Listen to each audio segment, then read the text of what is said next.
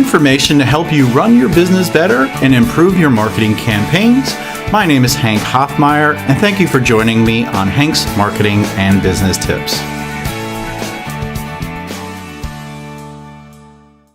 Hello, everyone. Thank you for joining me today.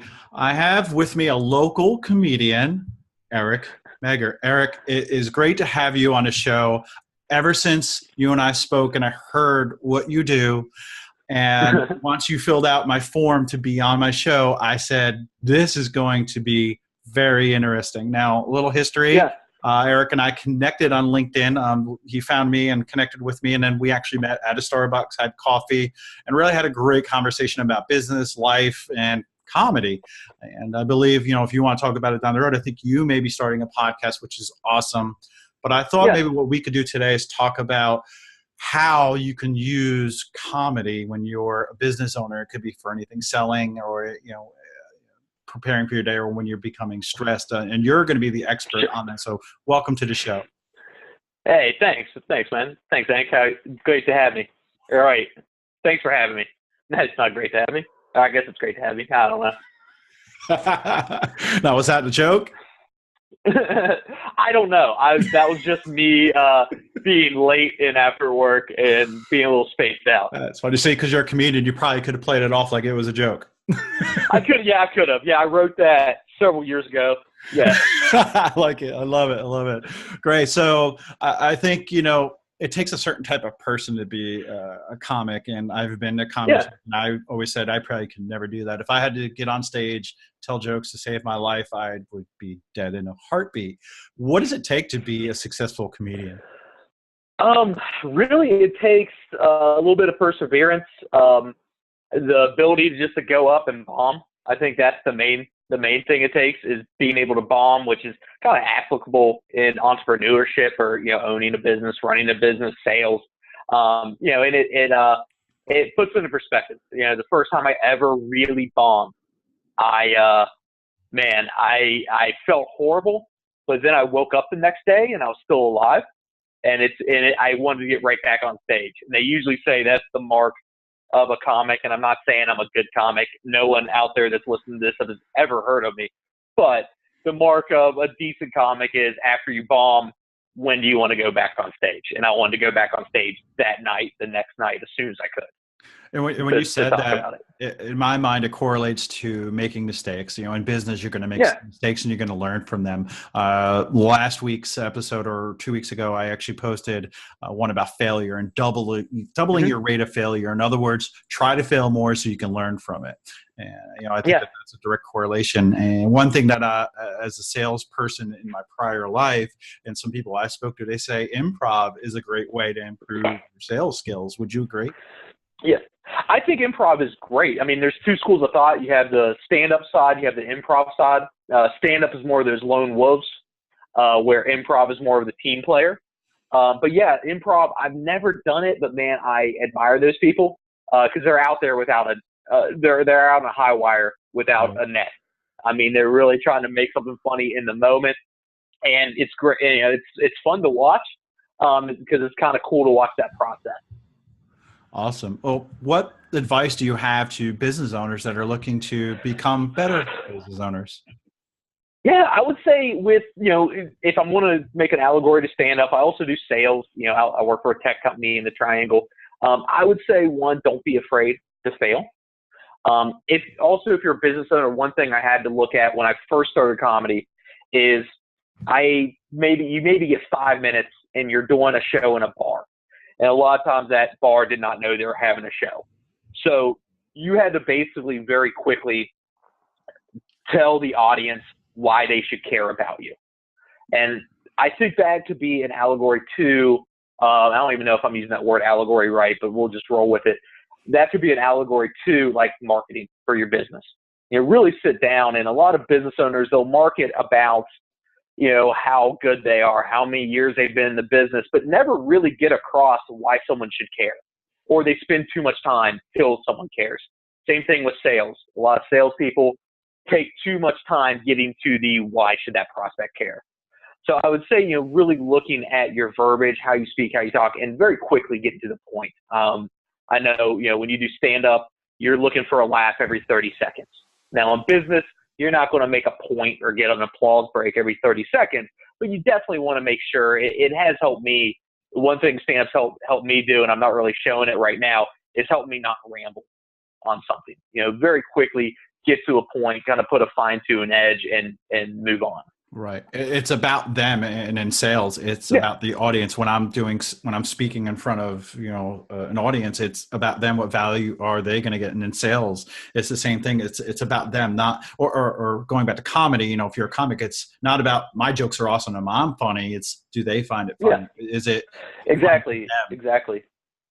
Yeah. I think Adam Ferreira, I got to meet him he was on Top Gear. He's one of the hosts of Top Gear. Also on a lot of Dennis Leary shows. And he told me, he's like, the audience will tell you more about your joke than you'll ever figure out. Because they'll tell you kind of where it's funny, how it's funny. And that really, listening to the audience, listening to the prospect, getting that feedback, I think is really important. Now, do you always cater to what the audience wants? No. I mean, the famous story about Henry Ford is, if he always asked what the prospects wanted, he would have built faster horses. That's right. So you do have to have your own internal judge, but you want to use that audience to kind of form what you're doing. Right. And say with me, I'll never succeed in comedy because I think I'm hilarious. Right. And I think I have the funniest jokes, but I basically got my father's sense of humor, and it's not. And if I don't think he's funny and I'm like him, it's not for me. I'll stick to talking about email marketing and marketing automation. Hey, that could be interesting. That could be a show. That's good. You made it a show, so it's good. What do you mostly talk about when you're doing your comic stand-up? It depends. I mean, I talk a lot about my family, talk a lot about relationships, recently getting married.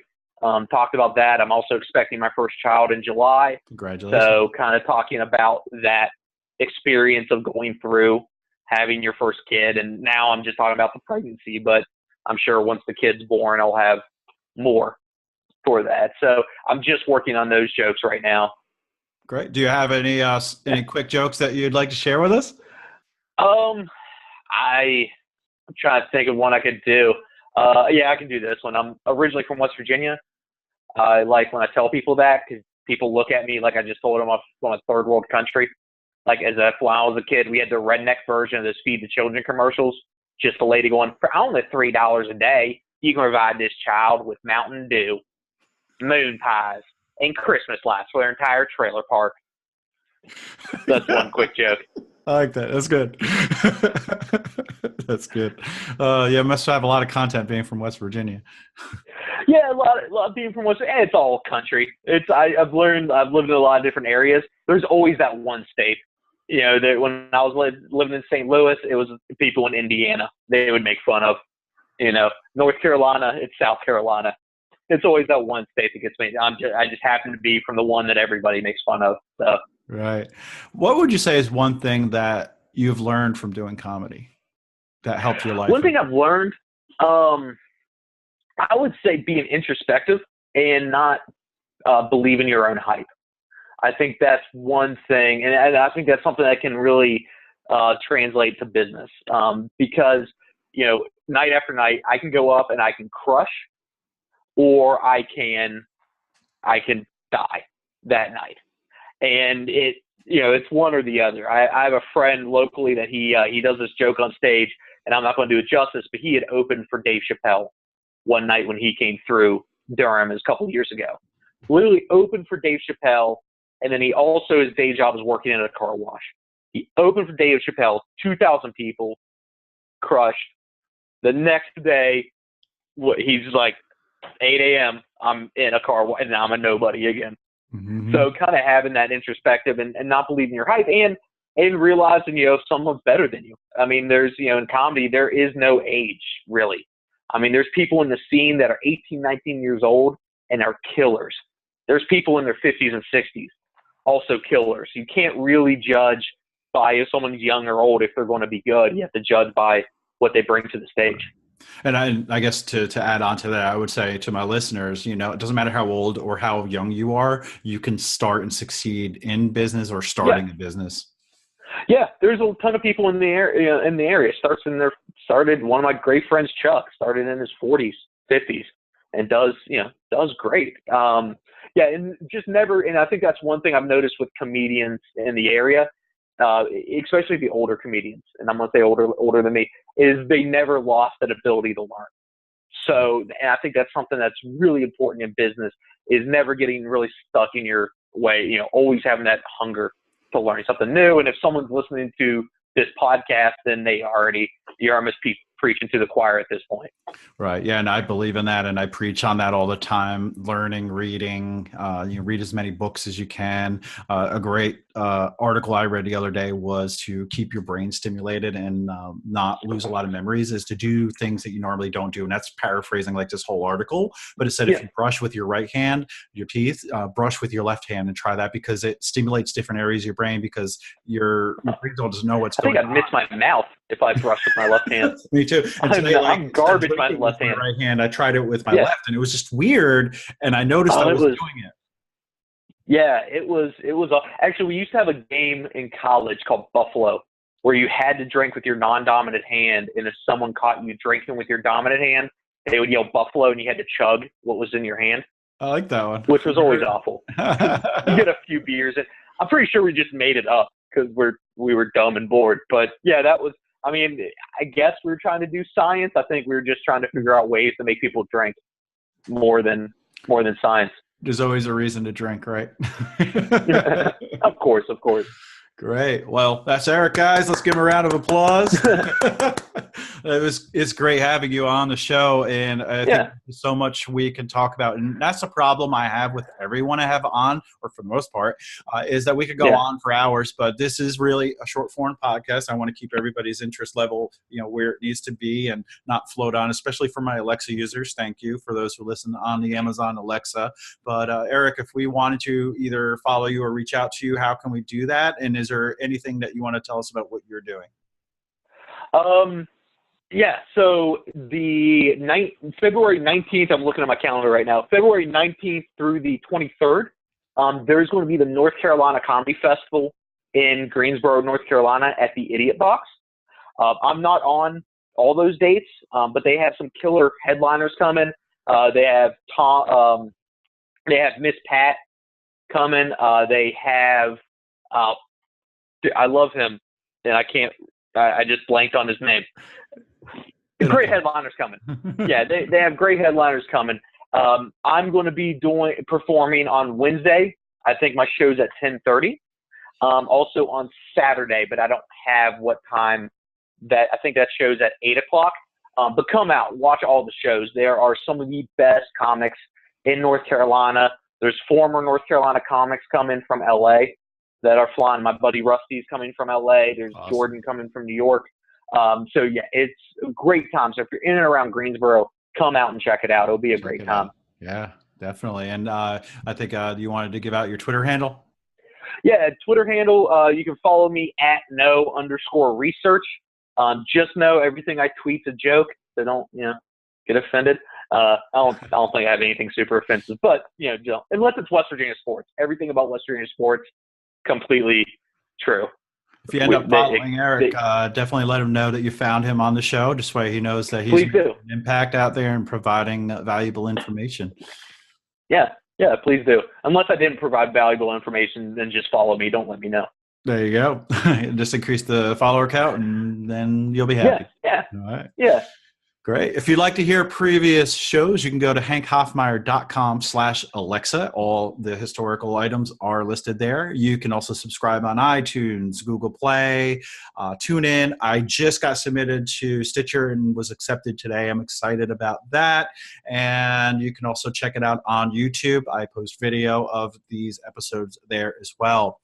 For those of you who might be looking for an email marketing provider, you can obtain a $30 account credit if you use the coupon code HMBT for Hank's Marketing and Business Tips. Again, $30 credit, HMBT.